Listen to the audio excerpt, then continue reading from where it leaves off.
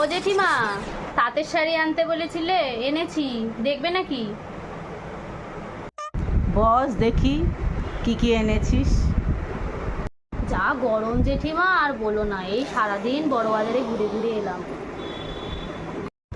আর বলিস না গরমের কথা, ঘরেই টিকতে পারছি না, যা গরম। এই দেখো জেঠিমা, এই শাড়িটা নতুন, সুন্দর, দেখো বেশ। আনতে বলছিলে না সাদার উপরে। তারপরে এই একটা দেখো, এটাও একটু সাদার উপরে আছে।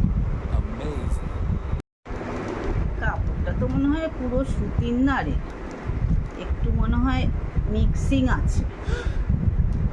না গো জেঠিমা, একদম কটন, তুমি পরবে, ধোয়া দিলে বুঝতে পারবে তাহলে।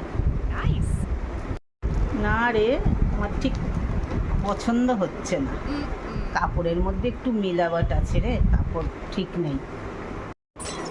ও জেঠিমা, কুর্তি ছিল, তাহলে কুর্তিগুলো দেখো, এগুলো একদম সুতির।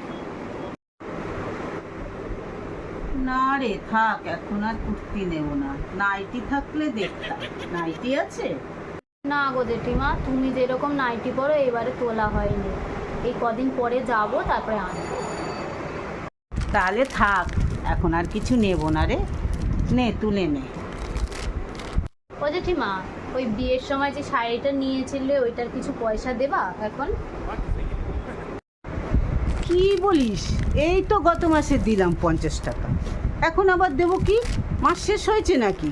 এই তোদের না, নেওয়ার সময় একরকম বলিস। একটা 2000 টাকা দামের শাড়ি, তুমি তো 50 টাকা করে দিচ্ছ জেঠিমা, আমাদের কি পোষায় বলো? সারাদিন এই গরমে বড় বাজারে ঘুরতে হয়।